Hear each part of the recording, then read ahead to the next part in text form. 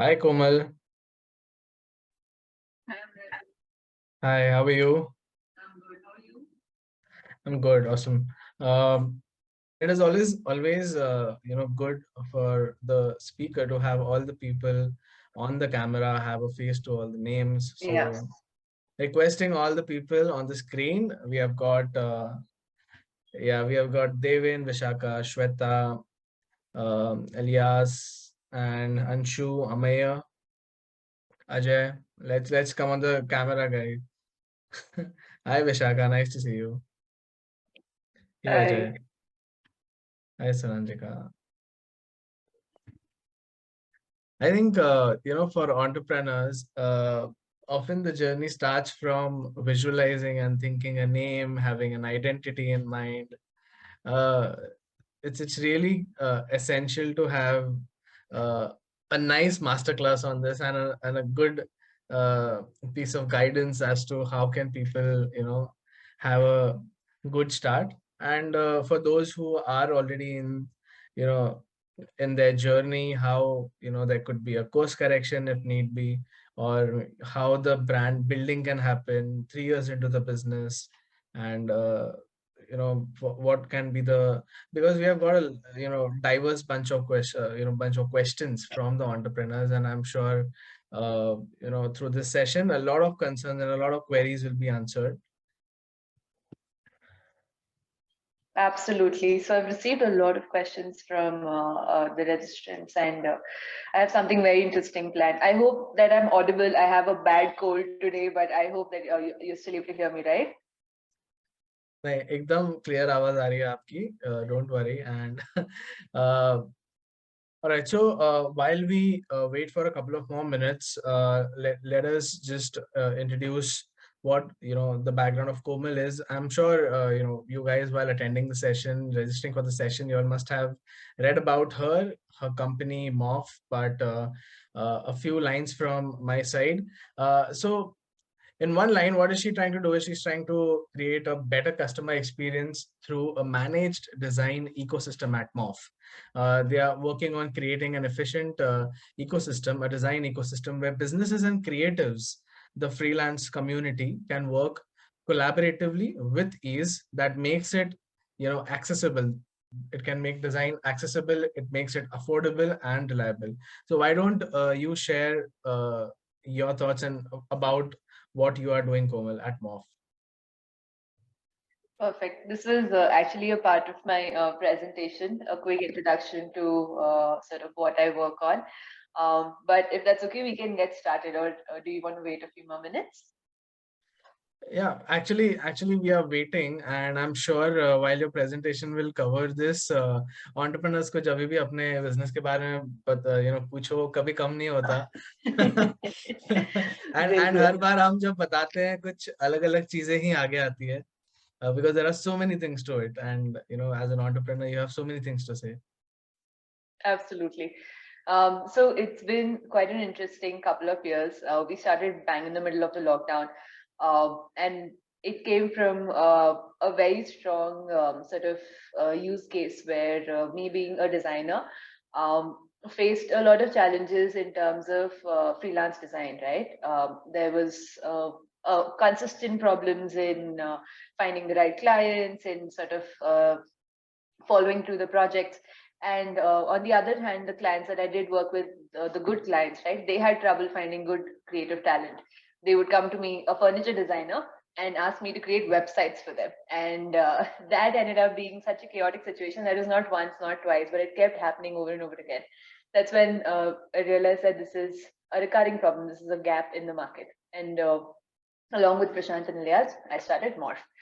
Um, so what Morph does is essentially it's a platform that helps designers as well as businesses collaborate efficiently through various tools with a managed ecosystem. We help brands and creators get on the same page, communicate with each other through sort of systemized processes, even for a freelance project, for a long-term retainer, or even to find the right permanent creative talent in terms of hiring or recruitment for their teams. Um, what our aim is to help the new age India, the new brands of India that are emerging with very well made design, with very strong customer journeys, so that they have fantastic growth through customer engagement, through well designed brands. And on the other hand, the creative talent gets the tools to have a career that they choose to sort of work towards, right? They have the sort of strength to pick the direction that they want and build in that direction and work effortlessly, right?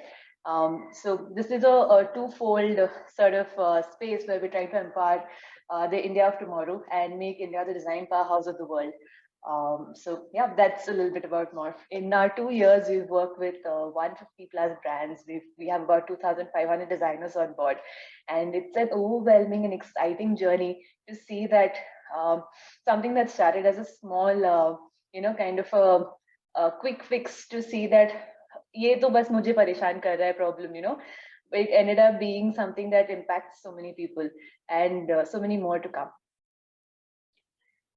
Awesome. As a concept, I think through Morph, the kind of impact you are creating is multifold, as you said. It is not only the creatives, but also you're solving problems for the brands, and also small businesses which are not yet brands, but they are in the middle of, they have gotten started but not reached there.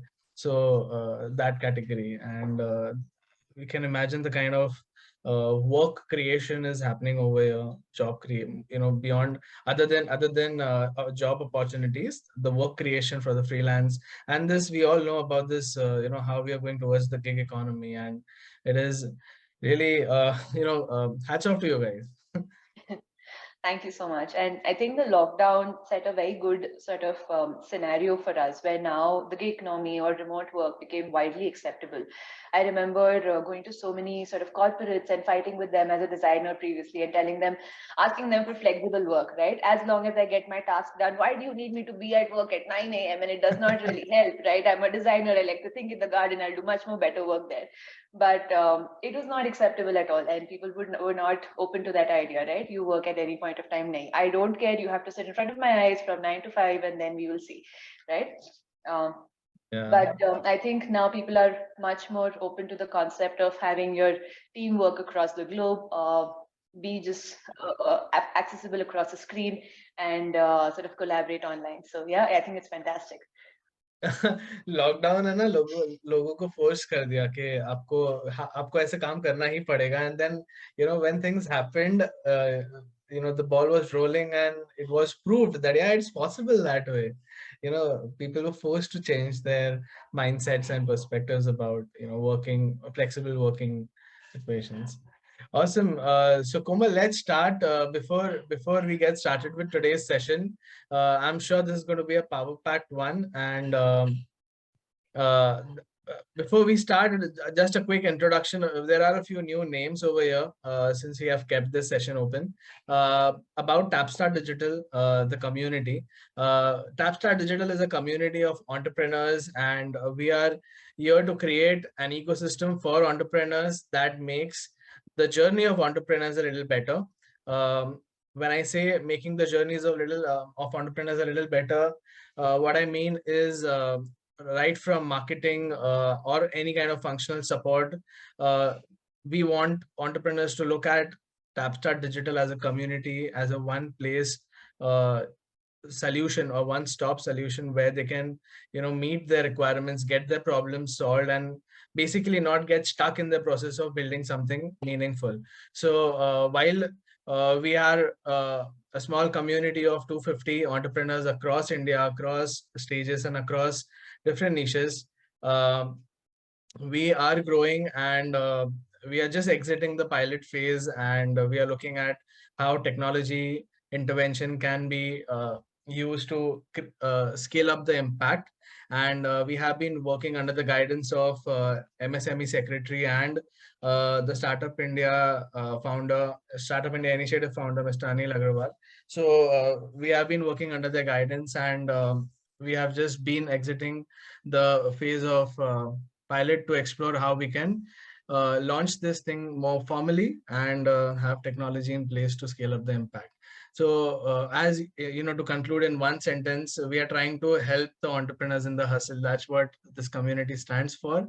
And doing master classes and getting the domain experts like Komal today we have with us. We are trying to, you know, connect the gap between the knowledge that entrepreneurs need to have, but at present there's some, you know, something missing over there. So today we have this session, getting your brand management right by Komal Goyal. She's a co-founder of Morph. She's doing some amazing work at Morph. She just spoke about it. There are a few people who have just joined in, and I think once we start the session with her deck, she'll be throwing once again some light on, you know, what is she doing at Morph, and then we can head right into the topic of today's masterclass. Komal, over to you. Thank you so much, Amrit. I have to congratulate Tapstar Digital for having a very engaged community. I'm a part of a lot of groups, but never have I seen my WhatsApp overflow with the kind of engagement and questions that I see here. It's great. Kudos to you guys. Let me just share my screen. Yes, thank you. Also requesting all the participants, please put on the camera for some time. Let us click some pictures with your smiling faces instead of just black and white names and black boxes. So let's come on the screen for some time. And obviously, agar, you know, we definitely wanted to be on the screen until the end of the session. But एक बार आइए online, कोमल को दिखाइए आप कौन हैं. It'll be always a pleasure to, you know, see all of you. All right, Komal, over to you. All right, perfect. Is my screen visible to everyone? Yes. Perfect. All right, I'm really excited for today's class. I intend it to be extremely conversational and I've received everyone's questions. So I would love to sort of address all of those. I'm going to run through the presentation really quick because it's sort of a very quick introduction to branding, right? So feel free to raise your hand or add the pop-up on Zoom so that we can take your questions then. Yeah? All right. So this is a quick introduction to me.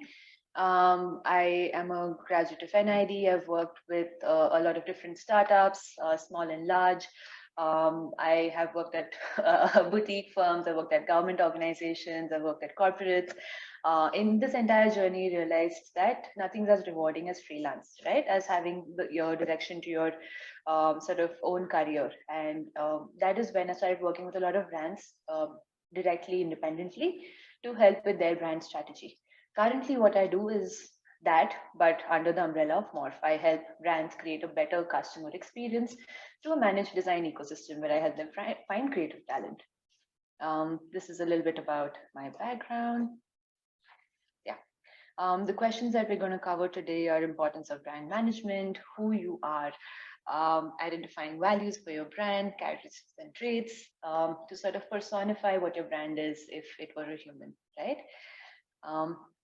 The masterclass, what is it meant by branding, talks about, this masterclass speaks majorly about your graphical assets, right? How does your brand appear on social media or how does it appear on online assets, right? A few things I will require for this exercise are a notepad, pen, pencil, and a QR code scanner. Does everyone know how to scan a QR code? Perfect. And a pen and pencil nearby is also great. All right. So yes, our brand is a very important asset. It's like the face of your company. Why is it important? Is that it enforces quality, loyalty, pricing, and trust. It creates a very strong sort of bond with your audiences, right? Why is it important? Like I mentioned, is the face of the company. Certain brands that I'm going to walk through very quick are this one. It's Apple with such a simple brand identity, which is this broken apple, right? It has created such a strong presence across domains. You can identify an Apple product anywhere and you can identify a fake anywhere, right? So the customers that do use Apple or that have interacted with that brand experience understand that they have that sort of a connect with the brand. And they can identify that ye to uska nahi hai, right? So that connect is very strong and that is something that comes with the branding. Some of the list of benefits, a well coordinated brand, a well designed brand with consistency across all of its touch points automatically positions itself as high quality, positions itself as curated, positions itself as someone that sort of earns a higher trust, right? It's a brand that is consistent, that is not flaky, right? That does not break apart at small pieces, shows quality.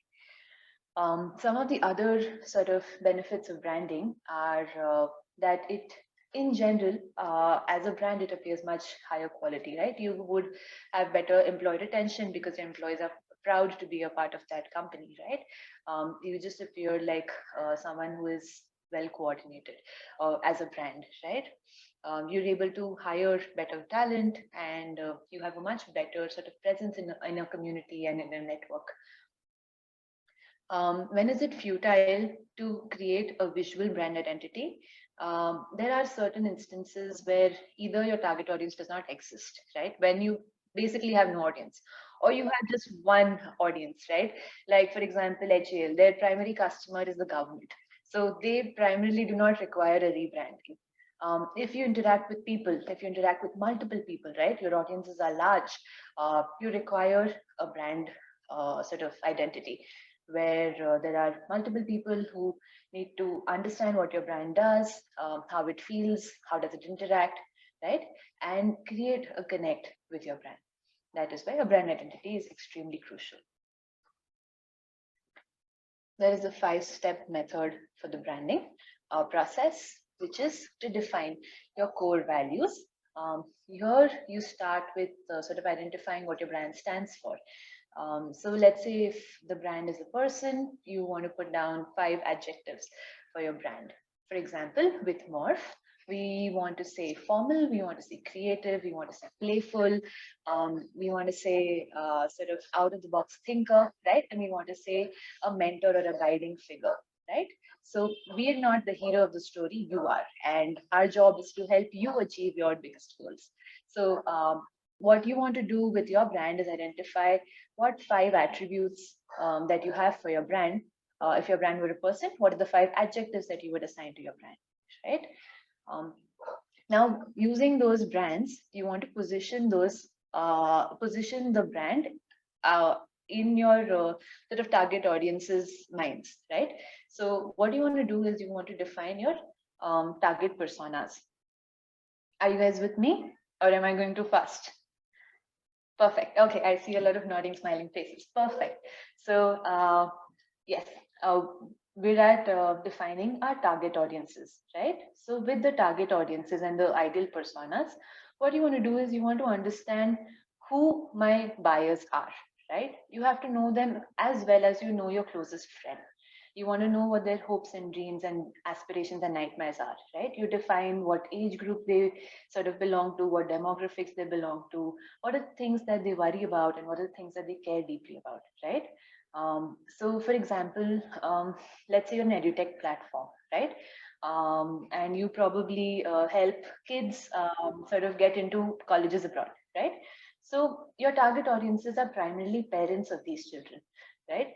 The parents of these sort of teenage children want to help their kids sort of figure out their future path, but they don't necessarily know what are the best paths now because tech has changed their career scenario a lot, right? But at the same time, they don't want to be pushy. They want to maintain that relationship with their children where they are friends and they're not being, you know, that over pushy sort of people.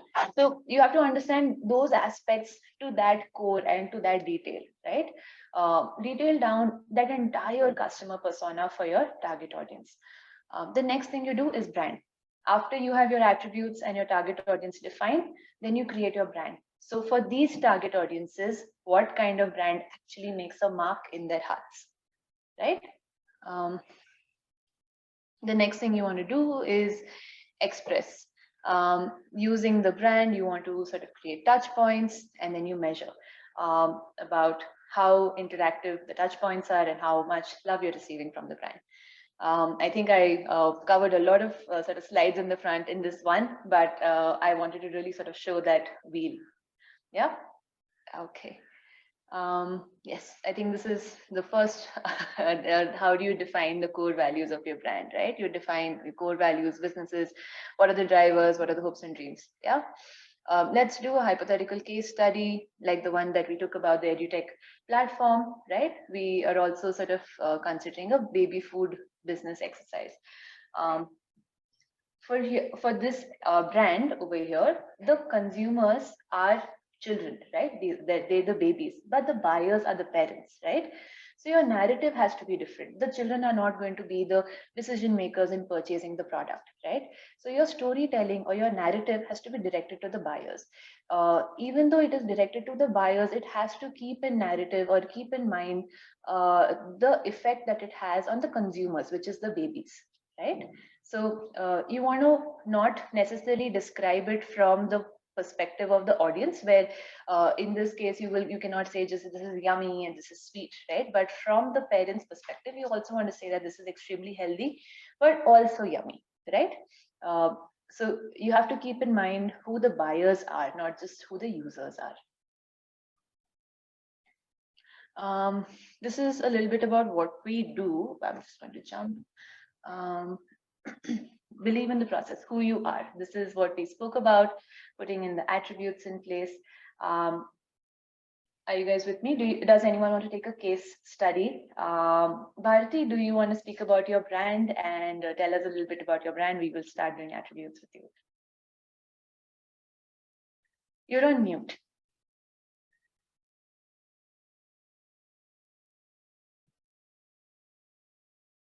You're still on mute. Amrit, can you unmute her?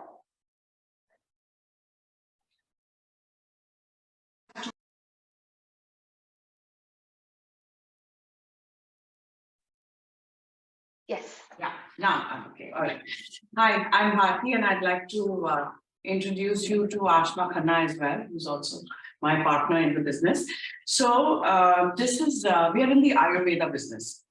And I have recently joined hands with Ashma to actually create the entire branding process, and we're digitizing the entire organization. So we are in the Ayurveda business where we provide a lot of therapies, cure illnesses, weight loss programs for typical body constitutions, and work on lifestyle diseases like blood pressures, diabetes, including serious ones like the cancer, PCODs, and autoimmune diseases. So for us, branding was extremely important because traditionally for the last 15 years or so, the business has been running only on word of mouth. And it's running very well. But now we're seeing an opportunity to go beyond the horizon because there's a lot of reach from an international, global arena where people are reaching out to us. And they seek online consultation for Vedic diets. Post-COVID, a lot of things have changed. And that's where the opportunity has come in. So we're actually very interested in trying to understand how is it that we can address the global market and the global scenario. And in this world where especially in the healthcare, because this is purely addressing health needs of individuals, how do we actually position the brand, not only as a leader, I mean, like one of the things that you mentioned, as a leader, one of the leaders with enough recognition and everything, awards that have happened, but also through a lot of testimonials. So we've been doing this traditionally through testimonials and all our customers, feedbacks. But how do we take it forward is what we'd like to hear. Got it. So like you mentioned, you're going to have a different market, right? So can we define your target audience, right? Your target audience, if now you're going global, is probably, let's say, a European. Are you targeting EU markets or US markets? Both, but US I think traditionally, yeah. Okay, so can you sort of help me sort of make a target audience persona? Create a profile card for me. How old is your audience? What is the gender? Now that's interesting because to me, it's all genders. There's no bar on the genders. And age actually starts from, I would say, what, 2, 3, because mothers of infants also come for certain basic conditions and allergies and things like that. So, but largely on an average, I would say our age is between 10 years to 80 years. All right. Okay. 8 to 10 years. Yeah. No, 10 to 80 years. 10 to 80 years. All right. So sorry, my cold is doing a thing. Okay. So, Bharti, like we took the food example, right? Your buyers are still going to be parents of the children, right? So these are probably going to be people from their, let's say 20 to 80, right? People who have their own financial means, right? The decision makers are now okay. Let's try to define our target audience as much as possible. We do want to consider fringe, but let's say that if of the 100 people that we do end up servicing, we want to say that this audience formulates at least 60% of my total majority, right? So your total majority is probably going to be the hyper aware audiences who are open to experiments, right? Who are open to, who have now heard about how Indian medicine is fantastic and want to give it a shot, right? The ones that are not already on medication and would not be sort of conflicted about, does this interact with my existing medication, right? Especially Americans are a little hyper about what kind of medication they take, right? So Europeans are a little more experimental. So you can bring your audiences a little bit lower, right? Younger folks. Since we're looking at an export product, the price range might be slightly higher. So then maybe a 20-year-old might not be able to afford this. Maybe someone in the late 20s to early 30s is when they start taking care of health, right? That's where the purchasing part goes into health and fitness rather than partying and lifestyle, right? So your sort of target audience changes. You come down to a target audience of about, let's say, 28 to 45, right? Yeah, so on an average, I think that would be. Yeah. Now these are urban population. These are people who probably work at corporates or are more sort of aware, right? These are not your traditional folks. These are all tier 1 city residents, right? Now in this entire process, you look at positioning your attributes. Now let's look at attributes.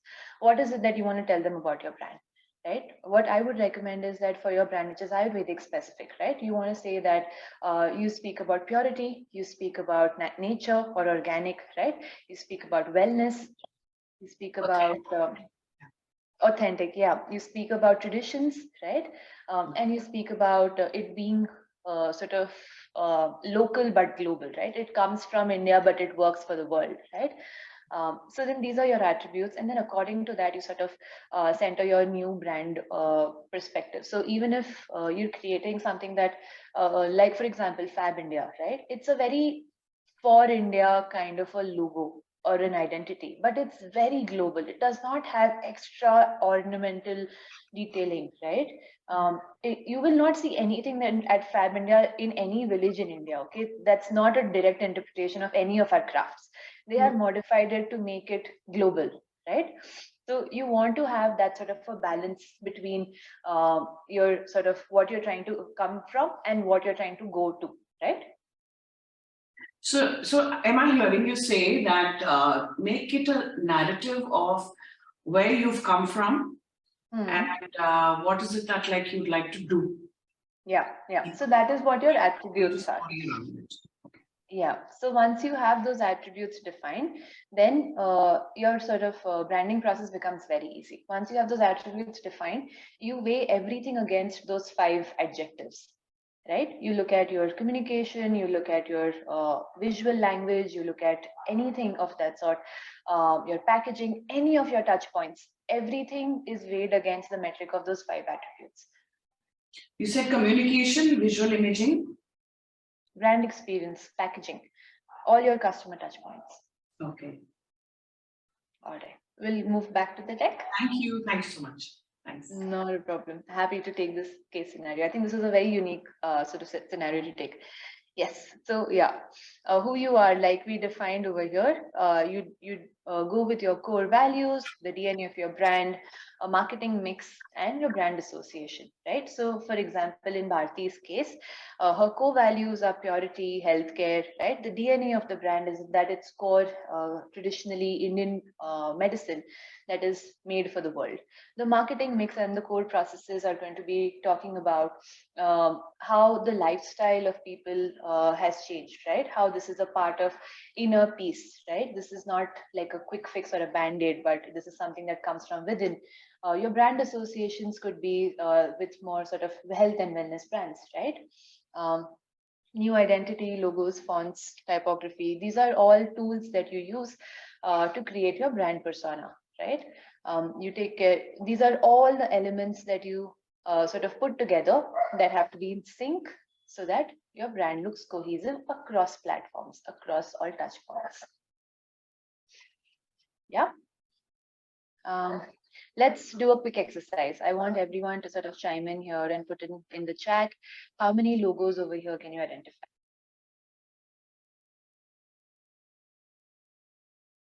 Do we name them? Yes, name them. Just put them all in the chat.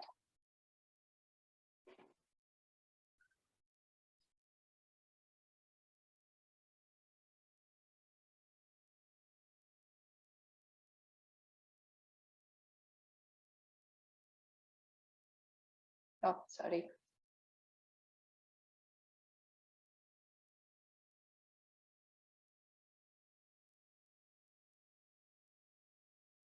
Yes, we're seeing a lot of names, right? So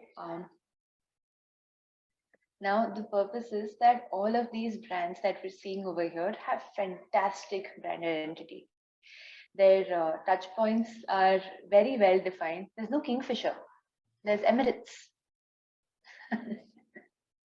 All right. So the purpose is that their identity is so well defined that even without seeing the complete logo, even without seeing the name, you're able to identify them, right? They're so deeply ingrained in your mind that ऐसे आपको नींद से भी किसी ने उठा के अगर एक Apple का product या एक Rolex का वो ताज दिखाया, right? You know that I recognize this brand and this is what the brand is, right? So that is the kind of connect you want to create with your audiences through your brand identity. This is the purpose of branding. We also have a small QR code here, which talks about our post, a little bit more about branding and a little bit about the logos. Feel free to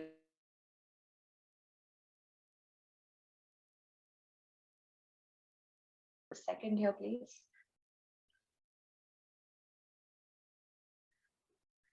All right, moving on. Yeah. Yes, this is my favorite exercise about testing names. With your brand, when you're building a new brand and you cannot decide what name to keep, right? It's very important to okay, I think we have some very interesting questions. We'll come to you, Ajay, in the end of this session.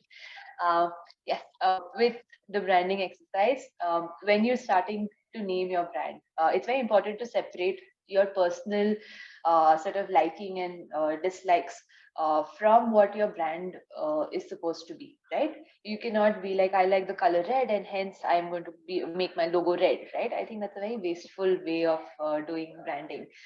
You have to look at it from what your target audiences feel, right? It's important to understand what your market wants. So one really favorite way for me is to come up with a bunch of names. Come up with 50 options and every week go and tell a few friends that these are certain new names that I have. Don't give them much of a background, especially if you can speak to a target audience, speak to the specific market or segment that you're going to be sort of selling in. Go and tell them a bunch of names, and then after a week or a couple of weeks, ask them about what they remember. Ask them about, we've spoken about some brand. Do you remember anything about it? And see what kind of names they come back with or what kind of narratives they come back with. There is nothing there's nothing as pure or as important as validation from your customers or getting feedback from your customers. So this is the best way to go about with your branding exercise. I feel that any decision making that you want to do in the journey of brand creation, it's extremely important to involve all your audiences and customers in. Yes, with Morph, we did this exact same exercise. Our brand retention is fantastic.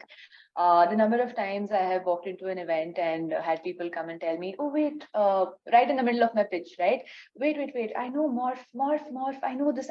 And then they're like, oh, wait, you guys do something with design. They might not remember what exactly we do, but they definitely remember the name. So yeah, that is what you want to do, right? The values of the brand. What is it that your brand stands for? What is the value that you bring to your customers' lives? A promise is a promise is something that you want to maintain. Identifying the values of the brand. I think we covered this, the virtues, theme, belief, and architecture of the brand. Yeah.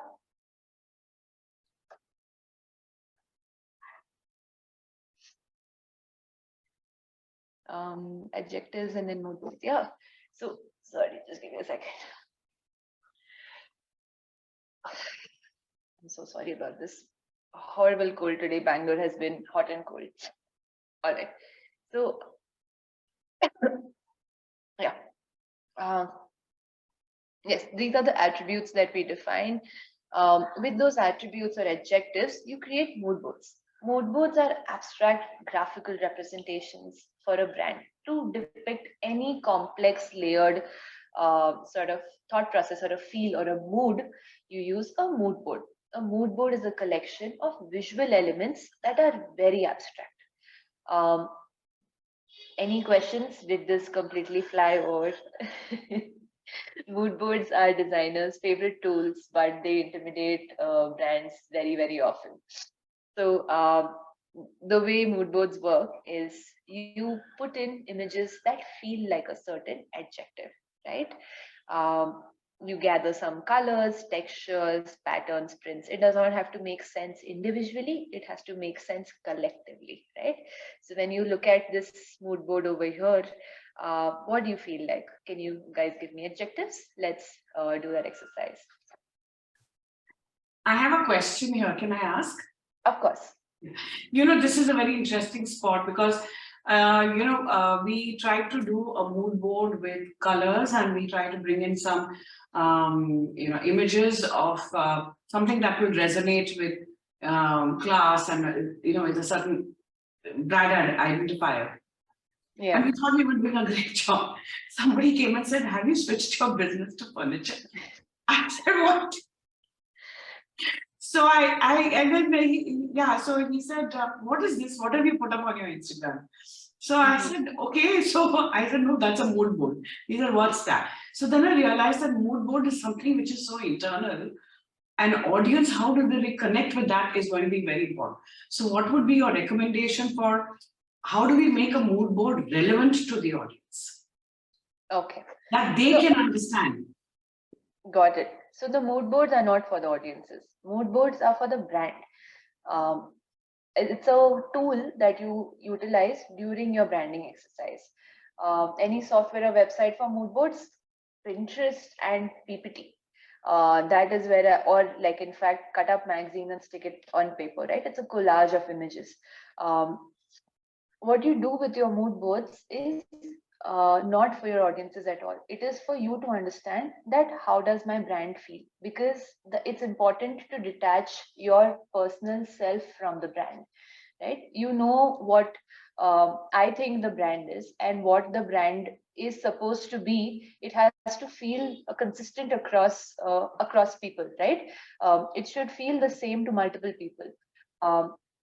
The perception of the brand has to work for everyone in the room, and that's why you create a mood board.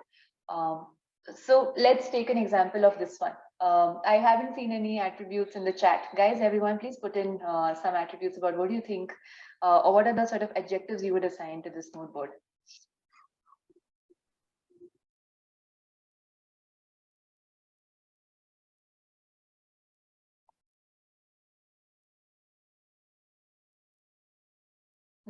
We're seeing warm, formal, luxury, vintage, yeah. Old school, yeah. Elite, yes.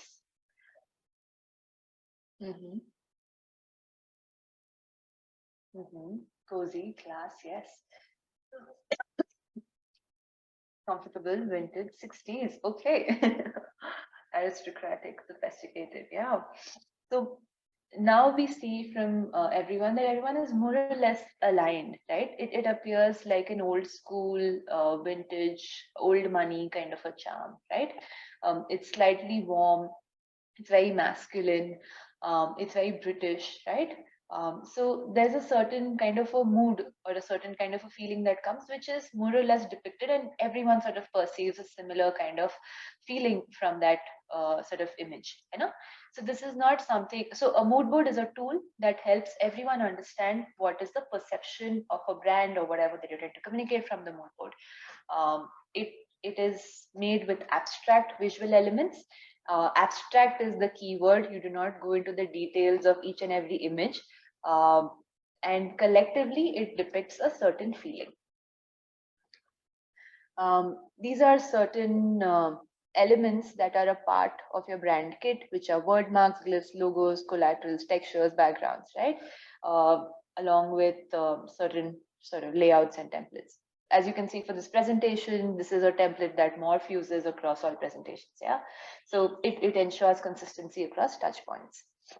I have examples of a few more mood boards, but here you will see how each mood board has a very different kind of a vibe, right? The attributes are very, very unique to each of these. Personality of a brand is understood from the mood board. Yes, Ajay.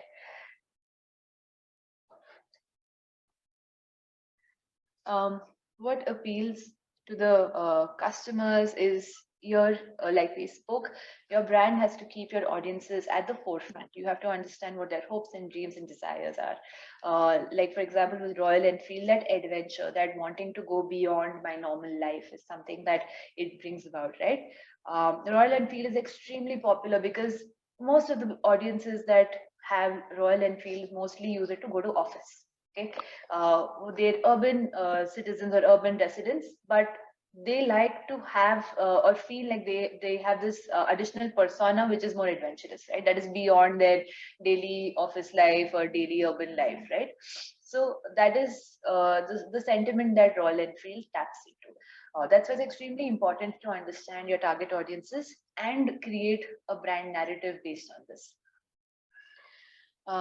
And anywhere you go, like with Coca-Cola, you see the same thing. It talks about being there, right? Coca-Cola is an extremely community-driven drink, right? You have it with people. You'd never have it alone. It is the symbolism of good times.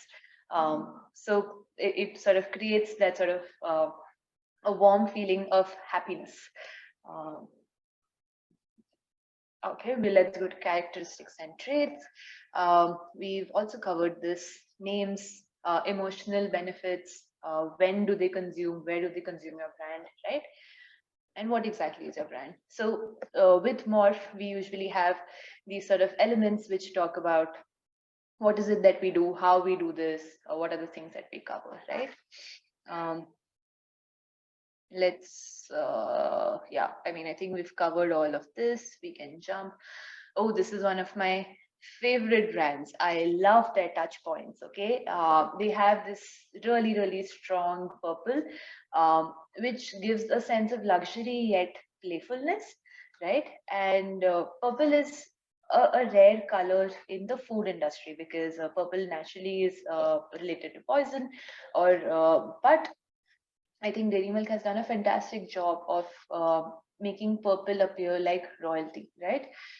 Even with Silk, even with all of the chocolate brands, it's created this sort of touch point of small good memories, right?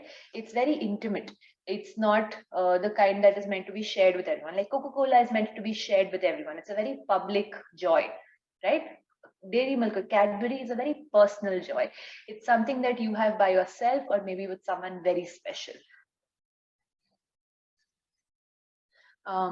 Yeah, these are a list of all the touch points for your company. I mean, they're not all, they're a list of some, but it's a good place to start. So there are quite a few touch points that you don't necessarily see there, the non-obvious ones. Some online, some offline, some of them just with the narrative, right? Something that comes along with your brand's name. The personality of if your brand was human, we've covered this, the target audience, exercise, all of this I think we've covered. Yes, the digitization of your brand. It's extremely important to have consistent brand touch points across website as well as physical sort of touch points, right? Packaging design, flyers, brochures, sales decks, right? T-shirts, standees, anything and everything. Now art, sort of these small brands are starting to do these small card, right? A thank you card that is sent usually with the product. I've had so many audiences get back, and my Instagram is flooded with those stories that talk about how great it is and how warm it feels, and it feels like I personally know this brand, and that this brand would take ownership or accountability for any of the products that they've sent to me, right? If anything goes wrong, it feels like I can reach out to this brand like a friend and tell them that, this was something that was a little off. These are the touch points that the urban audiences now look for. That is a part of your brand persona. The offline posts, these are all brand touch points. Let's move to Q&A. I think those are about it. Do we have any specific questions? So we have enabled unmuting. So if there's any question, I think there was an initial question by Mr. Ajay. Komal, if you would like to take that. Absolutely. Ajay, do you want to unmute and ask? I think your question has gone to the bottom. Yes, isn't identity and logos recognized after a long period of time by consistent recall? Apple could have been a mango. Yes. This is the one, right, Ajay? I mean, I don't remember too many questions I wrote, perhaps, as you were speaking. Yes, so I do understand that Apple could have been a mango, and certain brands do create their positioning based on a very long sort of brand presence, right? But that being said, they had the benefit of time at a certain era. There are two ways to do this: to do consistent work over a long period of time and create a position in your customers' hearts, like Tata and like Maggie, right? Or there is another way to do this is by guerrilla marketing, by appearing everywhere. It is impossible to escape, like boat, right? You know that those brands are available everywhere, and it is something that you see. It's a very highly recognizable logo, and you just see it everywhere. So then there is a certain number of times that your audiences have to see your brand identity or your brand logo or a presentation of your brand, and then they just cannot get it out of their mind, right? So it's important to have that consistency across all touch points and to be visible. I hope that answers it. Yeah, I mean, if you are a large organization and you have budgets to make your presence felt, is one thing. But from a startup's context, what do you think, in your experience, a typical time frame and a minimum viable effort or a budget you have to spend to make your brand really have a high recall? Okay, so I think it depends on each startup and what the company does. But for example, for a product company, I think there's no specific time. It really depends on the number of orders or the number of values, or the number of touch points that they have. But what a brand can do is every time they interact with the audience, they make sure that they're interacting with the brand, right? For example, when I interact with audiences, they have almost forgotten that my name is Komal. They now know that they're speaking with Morph. My persona is 90% Morph at this point. So any touch point that you have with your audiences has to be with your brand. You have to make sure that the box has your logo, the label has your logo, your social media has your logo, every post you put up has your logo, right? So you have to make sure that your branding is consistent everywhere, and people are sort of exposed to that presence every time. So it really depends on the number of touch points that you have. There is no one solution, or like I cannot give you a number per se, but it's important to make sure that every touch point is consistent. Thank you. No problem. Komal, I had a question when you were Yeah. giving an example of Morph, that Mhm. you guys did an exercise, and Morph has a very good retention in terms of recall. So it's you said that it's been 2 years. It's not that it has been here for decades, but Mhm. the recall that you guys enjoy is good. So, Jab aap, when you're working on the nomenclature of a business for a startup, what are these things that come into play that ensure that the brand name is retained in the minds of people? Yeah, uska recall acha hai. What are the things? Mhm. So, if say someone is starting up and they are working on this exercise of giving a name to the business, Mhm. how did you all kuch key points you can tell us? Got it. So, like I explained earlier, you start with identifying your target audience. You identify how their brain works, right? What are their hopes, dreams, aspirations, how they speak, right? What is it that appeals to them? What is it that they're fascinated with? So, for example, if I'm doing branding for a 18-year-old versus if I'm doing branding for a 35-year-old, right? It's going to be very, very different. The lingo that they use is very different. So it's important to identify who your audiences are. Start with that. The second step you want to do is put in the adjectives of what your brand is trying to do, right? So अगर आपको cool बनना है तो बेवकूफ या फिर ऐसा कुछ तो quirky सा will work, right? But if you want to establish brand credibility, if you want to appear more mature, then there is a different kind of language or a different kind of vocabulary that you'll have to use, right? So you second step you do is attributes. Then the third step that you do is start with an iteration process. सारे नाम डाल दो board पे, ठीक है? एक बड़ा सा व्हाइट बोर्ड निकालो और उस पे 500 वर्ड्स डालो. Don't try to restrict yourself with finding that one perfect name in one shot. That is never going to happen. Once you have 500 names on a board, or at least 100 names on a board, then leave it. Walk away for a day, and then come back, and then you start looking at it from a fresh perspective. With that fresh perspective, you start now that you've come back, you look at it from a fresh perspective from the eyes of your audience, right? Get into the frame of mind. It would be ideal if you can get your target audience in the room and start highlighting कि मेरे को ये interesting लग रहा है, या फिर आप वो exercise में से कुछ 5-6 नाम उठा के अलग-अलग groups को दे दो, right? You send in 5 names to certain people and just tell them, I'm playing with something, or I'm doing something interesting. Here are some 5 names. ये याद रख मेरे लिए बस. And then ask them after a week about, I told you to sort of keep these names. Do you remember anything we've spoken about something, right? That is the best way to check for recall. Give them a little bit of a storyline. With morph, for example, morph comes from metamorphosis, which is change. And that's what we're trying to do. We're trying to bring a change in the design ecosystem about how brands work, about how they hire, about how they build, right? And if you see our logo, it is a collaboration of 2 triangles, right? Can I pull? Yeah, see here you can see this. These are 2 triangles that are sort of merging together, right? So that is almost like a collaboration between the creative world and the business world. So this is extremely consistent, and this is something that I have not explained to people. People have come and told me that, "Arey, tumhara logo bhi waisa hi hai, wo sense banta hai," right? This is something that you have to create as a part of your brand narrative that just sits, right? That gives them a little bit to think about. And it makes sense on multiple levels, right? It's not just that one statement that is put on their head. And that's it. Okay. Then you have a brand name. All right, thank you so much. One of the questions while registrations were received was how important is brand management? So, in a sense, whatever we have discussed in today's session.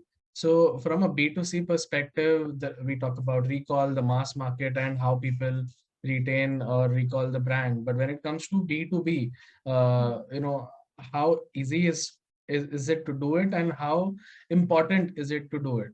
When it comes to B2B as compared to B2C? Okay. I think B2B, So Morph is a B2B company, and I take care of marketing for Morph as well.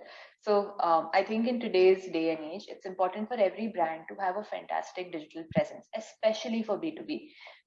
B2C, may the audiences are still more forgiving, where they say that, okay, it's a growing brand, it's a homegrown thing, it's artisanal, right? But B2B, brands expect to interact with another brand who is grown up, who is refined, right? Who has all of their touch points in place. We spoke initially about creating a brand trust, right? So your brand trust comes from detailing, right? You know that this person is not going to screw up. You know that this person is detail oriented and is meticulous, right? So when your brand is very, very well detailed across all touch points, even in B2B, that helps you create that sort of a presence of quality, or that sort of perception of quality. And that is why I think it's extremely important for branding to be well done even in the B2B space. Awesome. I think it's more than recall when we are talking about B2B, it is about establishing the trust and credibility for those kind of relationships that you see in B2B. Awesome, Absolutely. guys. Any more questions coming from the participants? Awesome. So I think the pretty much so one of the questions. Hi, I do have a question. Yes, Vishaka. I Go also ahead. have a question. You go I first. think I think Vishaka, you can go first, and then Shweta. Okay. So actually,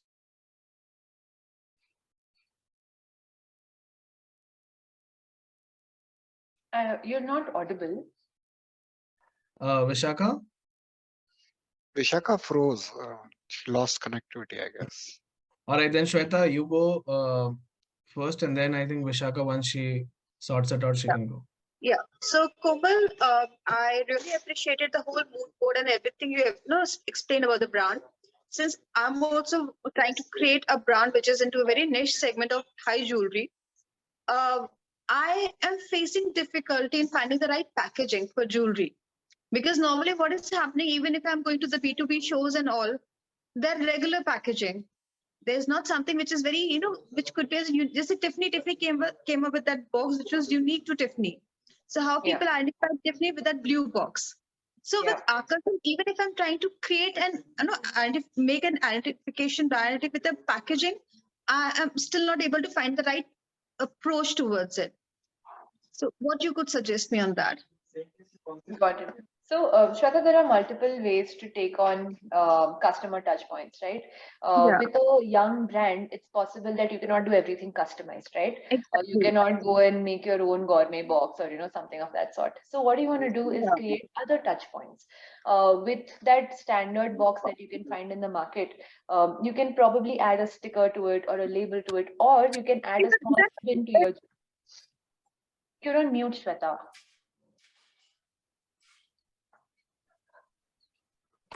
So that's what happening, Komal, that every other jeweler is doing the same thing. Mm-hmm. So and what is happening, because one time I'm ordering a particular packaging from one vendor, then I find some upgrades. So next time I'm buying some others. So still in 10 years, in my packaging, there's a uniformity. For other things, for brand identity, for the logo, for everything, I've freezed. This is my logo. This is my tagline. This is the kind of logo presence which will be there in my jewelry. So all these things I could sort of work upon, but packaging still, I haven't able to freeze. This is my packaging, and this is it. Now I'm not going to change my packaging. It is changing every 2 or 3 years. The moment the previous stock get exhausted, when we are booking the new packaging, we are ordering something new. Even the colors are not uniform. Got it. So then, what you can do is you can make your brand storyline along these lines. There is a brand that I had come across. What they do is they take any paper bag, or in fact a newspaper or a brown paper, and they just stamp their company's logo on it. And then that is the narrative of the brand, that we're sustainable, we come in all shapes and sizes. But if you have that mark of or that stamp of our logo, that itself is our packaging. We're evolutionary, sort of we evolve, right? Yeah. Is there any sustainable packaging company you can give reference to? There are a lot of new packaging options now. There are different manufacturers. I do not endorse any of them, so I cannot give you a specific name. Okay. But I think there's a lot of sort of innovation in paper packaging currently. I couldn't find it yet. I really tried finding. I couldn't find anyone. Okay, I think you can connect with me offline. We'll brainstorm on this and see what we can do. But I'm sure we can come up with some interesting variations there. Definitely look forward. Thank you. Absolutely. Awesome. Thank you. Vishaka, you can go next, and then we have Yeah, a question from Ajay in the chat box. yeah. Hi, can you guys hear me now? Yes. Yes. Yeah, so hi. I really loved your session though. It was really intuitive. I actually have a question. So I run a sustainability brand. So, I wanted to understand, like, for a small company, what could be the possible touch points because it's a e-commerce. So how can one, connect with more customers? Is it like, how can we have more of touch points? How can we make them feel ki, you build the trust? Because for a new company, it's slightly difficult when there are already so many competitors around. So how you build that, trust Got it. and more touch points? Got it. If you're an e-commerce company, I think your possibilities are endless. E-commerce companies have so many products to sell, and you have a varied audience, right? Yeah. One way to find new touch points is to let's go back to understanding your target audiences, right? With your target audiences, you understand where is it that they hang out, where is it that they spend their time in. There is one direction that I have tried to do with more. You can see, I need to understand a little bit more about your company, and then I think I can suggest something. Yeah, But sure. you come up with non-obvious touch points. I'm so sorry that I think the dogs have gone crazy, but I'm still audible, right? Yeah. There's not a lot. Okay. Okay. So yes, the non-obvious touch points you look for are understanding based on where your target audiences hang out. For example, I have noticed a pattern in Bangalore that startups work out of cafes, right? Yeah. All your co-working spaces are now empty, but all your meetings are happening at Third Wave Koramangala, right? So now Third Wave Koramangala is where I want to create touch points. I'm sure Third Wave is a very large company, and they're not going to want to partner with a brand like Morph, and they will want to maintain their brand ambiguity, right? But what I can do is I can get 5 people to sit in Third Wave wearing Morph's t-shirt and go and have an engaging conversation. So every startup that sits over there knows that there is something called Morph, and they know that there's a lot of speech or talk happening about design, about design being the superpower for every startup towards growth, right? So all your brand touch points or your customer journey comes from understanding your target audiences very well. You have to understand that not only as the obvious touch points, like for example, if you're selling clothing, right? So obviously आप gyms वगैरह में तो advertise कर ही सकते हो, but where is it that you can maybe at supermarkets, right? When they're looking at healthy food sections or cereals, Yeah. right? There you can probably put up a label saying that, you don't need to fit into a certain dress, but maybe you need the right dress for you, so you need to find where are the other sort of spaces that your audiences hang out, what are their hopes, dreams, aspirations, and then accordingly create your touch points. Yeah. Yeah. So that's about it. Yeah, it solves it does answer my question. So yeah, thank you. Not a problem. Happy to help. So we have a question from Ajay that what is the typical time frame to refresh your brand experience? And even I would like to know about this, be it visual identity or, so how often is it recommended to? And Okay. yeah. So there is again no one answer for this. Your brand experience needs to be refreshed every time it feels irrelevant for your target market. For example, Morph is a design forward company, right? So we have to be in line with the trends. We always have to appear as pioneers, right? So we cannot appear dated. But for example, a manufacturing company, they don't have to always look ekdam jhakkas chakachak, right? They have to look neat. They have to look well defined, but they don't always have to look in trend, right? So it depends on what your target audiences find relevant, and accordingly how much the market has evolved since your last branding exercise. If your logo is something that was made on a trend, then it becomes extremely important for you to keep doing a rebrand fatafat bar bar. But ideally, a good design is timeless, and you might not need to do a rebranding very frequently. You might want to do the structure will remain the same. You might want to do some sort of thematic change in terms of maybe making it non-embossed and making it a flatter version of a logo, maybe adding certain sort of a gradient, right? um, like we see for Instagram, like we see for Facebook, right? They used to be 3D, now they've become flat, then they've sort of removed their gradients, right? Based on technological advancements, based on trends in the market, you might want to do minor iterations after certain times, but that again, all of this depends on how aware or how important these things are for your target audiences. Correct. Fiza has a question. She's raising her hands, and she has also put a question in the chat box. Fiza, would you like to take this one yourself? Yeah. yeah. Hi everyone. So I have a brand, it's called Fiza, and I started this brand quite a few years ago. So the name does not signify what I do. So at a lot of points I had considered changing the brand. But it's been we got this brand for so long, everyone advised me not to do it. So how does that, can someone just give me some insight on, does that work or doesn't work when you're doing some rebranding or changing your logo or changing the name? What happens to the audience that's already following you and knows you with this branding? Got it. So Fiza, what is the reason for your change in brand? So I make women's handbags, and my name is also Fiza. So there was not too much thought put into the, the brand name. I just thought that we'll just go like a Coco Chanel, she's used her name. It's a very old school way of thinking, but I feel like now it's very irrelevant, and I feel like it does not connect with the audience because it's a name and it does not say anything about my brand. It does not connect with today's audience. So yeah. Got so it. I wanted to change it, but at so many points, but it just kind of hasn't happened because people think like, why do you want to change it? It's a nice name. People remember you now. They know you. They know what Fiza is. But this is only the people who know me.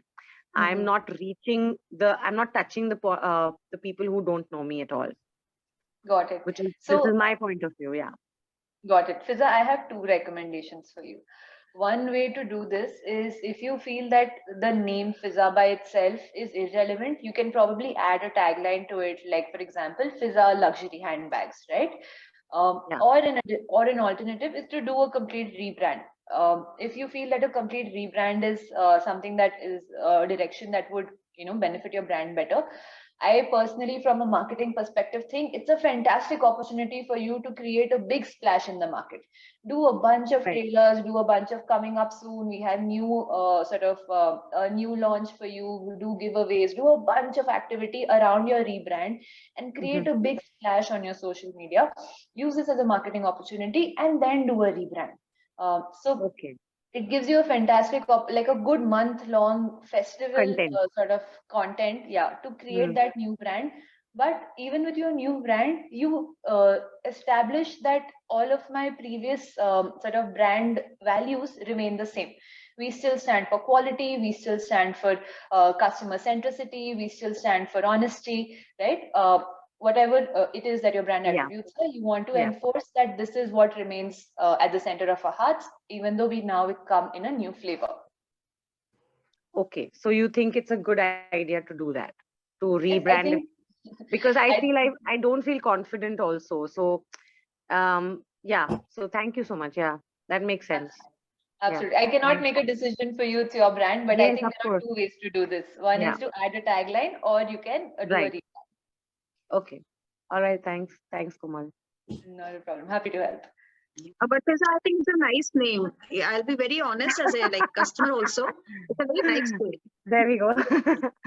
I know it is, yeah, but I personally am not feeling it. So I was going back and forth with it.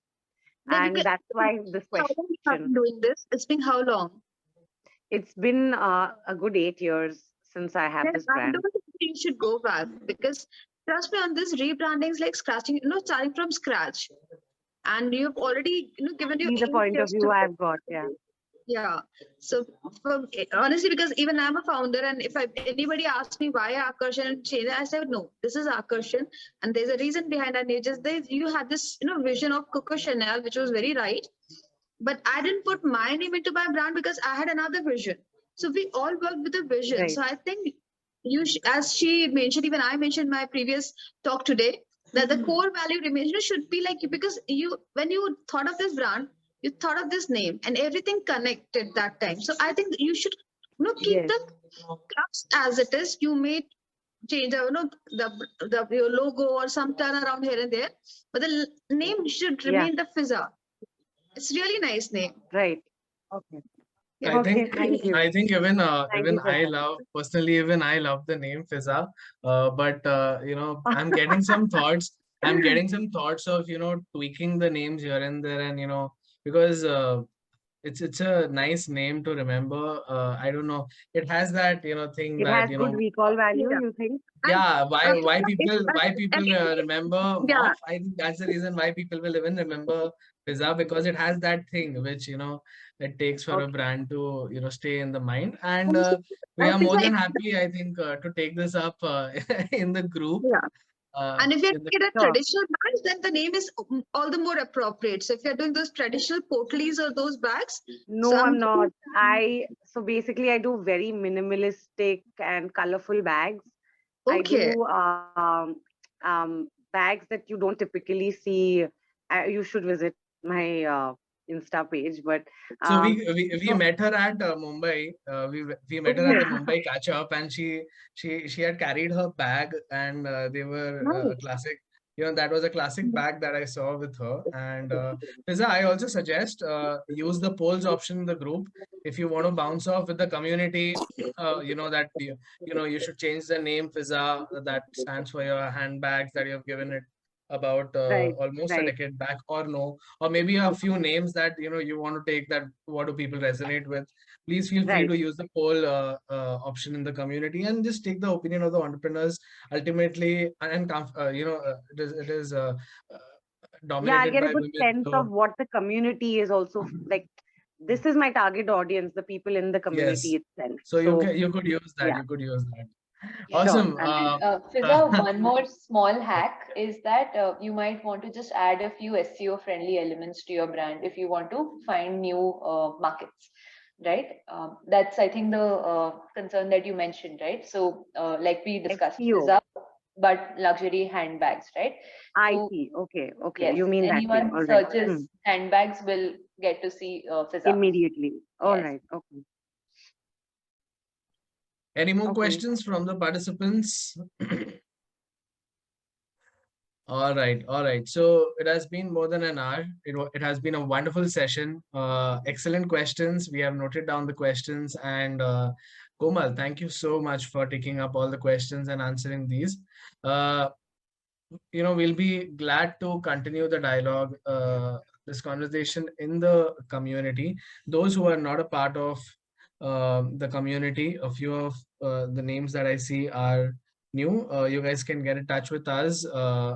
And we'll be more than happy to add you to the community, and we can keep this dialogue on in the community about how are the different dimensions of brand management. It is brand management, we understand that goes beyond design, but design is something that leads it from the front. And with respect to creating a recall, sorry Komal, I'm just trying to sum up. I personally had a very good experience with this session.